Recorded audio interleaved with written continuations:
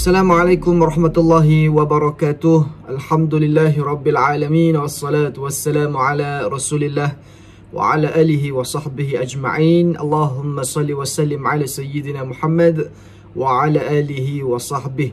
Tuan-tuan muslimin muslimat, para pendengar yang dikasihi oleh Allah Subhanahu wa taala, alhamdulillah kita bersyukur kepada Allah dapat bertemu lagi untuk program siri Al-Quran Sahabatku pada hari ini. Dan kita akan teruskan lagi pada hari ini dengan tajuk perbincangan kita yang berikutnya, iaitulah berkait makhraj huruf. Tuan-tuan muslimin muslimat, makhraj huruf ini adalah satu perkara yang sangat-sangat penting dalam ilmu tajwid. Seseorang qari Al-Quran tidak mungkin dapat melafazkan huruf-huruf Al-Quran dengan sempurna jika tidak mengetahui ataupun menguasai makhraj huruf. Dan para ulama terdahulu mengambil berat dalam masalah makhraj huruf ini, seperti mana kata Al-Imam Ibnu Al-Jazari, idh wajibun alaihimu muhattamu qabla syuru'i awalan an ya'lamu makharijal hurufi was-sifati liyalfidhu bi afsahil lughati. Kata Al-Imam Ibnu Al-Jazari, kerana wajib atas mereka itu suatu yang mesti, yakni mesti diketahui dahulu daripada masuk kepadanya, bahawa mengetahui mereka itu segala makhraj huruf dan setiap sifatnya, supaya mereka itu melafazkannya dengan sefasih-fasih lughah, yakni sefasih-fasih bahasa. Baik, tuan-tuan muslimin muslimat, pertama sekali kita melihat apakah yang dimaksud sebagai makhraj huruf. Makhraj huruf dari sudut bahasanya adalah tempat keluar. Makhraj huruf adalah tempat keluar. Dan pada istilahnya disebut makhraj huruf ini adalah nama bagi tempat keluar setiap huruf hijaiyah yang membezakan antara satu sama lain. Seperti mana kata Imam As-Sahib As-Salsabil Al-Syafi, wal makhraju i'lam annahu fil urfi ma'nahu mawdi'u khurujil harfi. Dan ketahuilah olehmu sesungguhnya makhraj itu pada ta'rif, yakni pada pengertian, iaitulah tempat keluar huruf. Yakni bila mana kita sebut makhraj huruf adalah tempat keluar huruf dari sudut bahasanya. Adapun dari sudut istilah, makhraj huruf ini adalah tempat keluar huruf-huruf hijaiyah yang membezakan huruf antara satu sama lain. Itu adalah makhraj huruf. Dan yang kedua, tuan-tuan dikasihi oleh Allah Subhanahu wa taala, makhraj huruf hijaiyah ini diterbahagi kepada dua bahagian, iaitu disebut sebagai makhraj am, dan yang kedua disebut sebagai makhraj khas, jadi makhraj khas. Yang pertama, makhraj am, iaitulah makhraj umum bagi huruf hijaiyah, dan setiap makhraj am mengandungi satu makhraj atau lebih. Okey, yang pertama tadi apa dia? Makhraj am, yakni makhraj umum.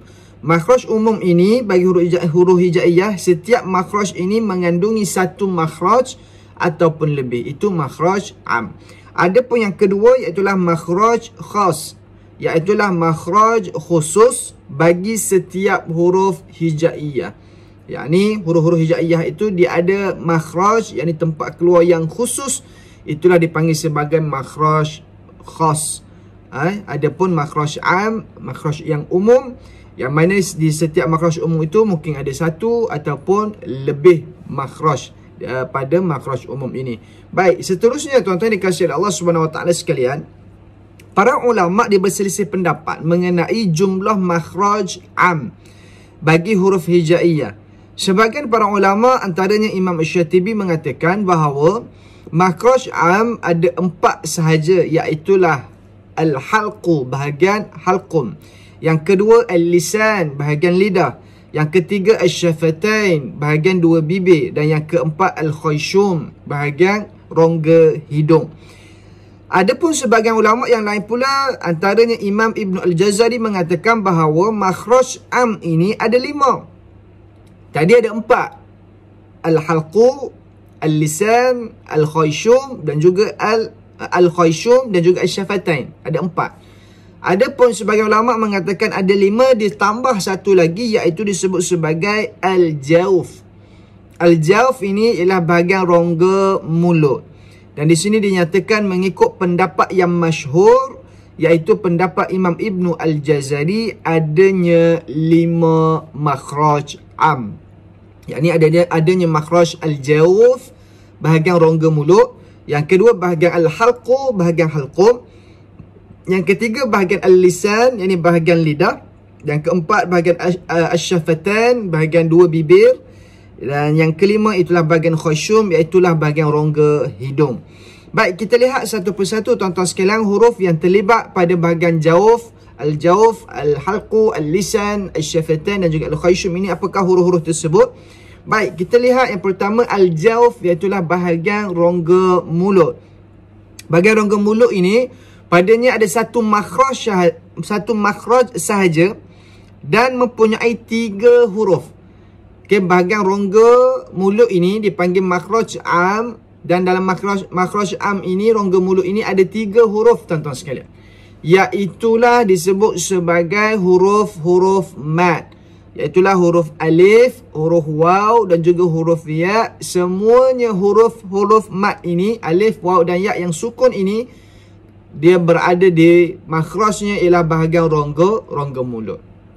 Kemudian kita lihat huruf yang berada di bahagian al-halqu, bahagian halqum, secara umumnya mempunyai 6 huruf. Mempunyai 6 huruf dan pada halqum itu ada 3 makhraj khas. Yang ini makhraj umum adalah halqum. Makhraj umum adalah bahagian halqum. Di bahagian halqum ni adanya makhraj khas yang kita sebut tadi, makhraj khas. Adanya bahagian pangkal halqum, pertengahan halqum dan juga hujung halqum. Itu makhraj khas. Adanya 6 huruf, iaitulah huruf hamzah, huruf ha, huruf ain dan juga huruf ha, huruf ghin dan juga huruf kha. Ada 6 huruf. Adapun yang ketiga iaitulah makhraj am berkait dengan al-lisan, yakni berkait dengan lidah. Padanya ada 10 makhraj khas. Ada 10 makhraj khas dan mempunyai 18 huruf.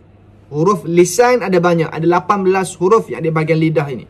Adanya huruf qaf, adanya huruf kaf, adanya huruf jim, adanya huruf shin, adanya huruf ya, adanya huruf ba, adanya huruf lam, ra, nun, huruf ta, dal, ta, fa, dha, dha, sin, zai, sad. Ada 18 huruf yang berada di bahagian lisan, yakni bahagian lidah. Kemudian yang keempat asy-syafatan, iaitulah bahagian dua bibir kita ini, padanya ada 2 makhraj khas dan mempunyai 4 huruf sahaja, iaitulah huruf mim, huruf ba terlebih dahulu, huruf ba, huruf mim, huruf waw dan juga huruf fa. Adanya 4 huruf di bahagian asy-syafatan, yakni bahagian 2 bibir. Dan yang kelima bahagian khayshum, iaitulah bahagian rongga hidung ini, padanya ada 1 makhraj khas sahaja dan keluar daripadanya gunnah. Yakni huruf-huruf yang gunnah iaitulah huruf mim dan juga huruf nun, maka dia keluar di bahagian rongga hidung. Maka huruf mim dan nun juga tuan-tuan sekalian, dia merupakan huruf al-khayshum, yakni huruf rongga hidung. Baik, kita lihat seperti mana kata Syekh Ibrahim As-Samannudi, ya'ummuha al-halqu al-lisanu al-jawfu wasy-syafatani hakadha wal-anfu. Umumnya makhraj am iaitu halqum, lisan, jawf, syafatan dan anfun, yakni hidung ataupun khayshum. Dan makhraj huruf mad adalah makhraj muqaddar, iaitu yang tidak nyata putus suara padanya kerana makhrajnya berpanjangan di rongga mulut, yakni al-jawf. Adapun makhraj huruf hijaiyah yang selebihnya adalah makhraj muhaqqik, iaitulah yang nyata tempat putus suara padanya. Maka di sini tuan-tuan muslimin muslimat yang dikasihi oleh Allah Subhanahu Wa Taala, untuk hari ini siri yang pertama ini, bahagian yang pertama ini, kita mengetahui terlebih dahulu iaitulah makna makhraj huruf. Yang kedua, kita mengetahui pembahagian makhraj huruf ini, bahagian makhraj huruf. Dan yang ketiga, kita juga dapat mengetahui bahagian huruf-huruf di bahagian-bahagian makhraj huruf am yang telah kita pelajari sebentar tadi. Dan insya-Allah untuk akan datang kita akan mengetahui lagi mengenai perselisihan di sisi para ulama nahwu mengenai bilangan makhraj huruf makhraj khas bagi huruf hijaiyah, dan kita akan juga dapat mengetahui mengenai pendapat yang masyhur lagi terpilih di sisi kebanyakan para ulama tajwid berkaitan apa yang telah disebut oleh para ulama yang lain. InsyaAllah kita akan cuba bincangkan pada pertemuan yang akan datang insyaAllah. Untuk hari ini, moga memberikan manfaat kepada tuan-tuan para pendengar mengenai huruf-huruf hijaiyah yang mana ada tempat-tempat keluarnya yang telah kita sebut dari sudut makhraj am dan juga makhraj khas. Dan makhraj am yang kita sebut hari ini adanya 5, iaitu al-jawf, al-halqu, al-lisan, al-syafatan, al-khayshum. Mudah-mudahan huruf-huruf yang telah kita sebut tadi di tempat keluar pada makhraj am ini tuan-tuan dapat ingat, dan kita dapat perbetulkan bacaan kita, dan kita dapat membaca Quran dengan baik mengikut makhraj yang telah ditetapkan, mengikut kesempurnaan huruf-huruf melalui tempat-tempat keluarnya insya-Allah. Bertemu lagi untuk siri yang akan datang insya-Allah. Terima kasih tuan-tuan sekalian. Wallahu taala alam. Assalamualaikum warahmatullahi wabarakatuh.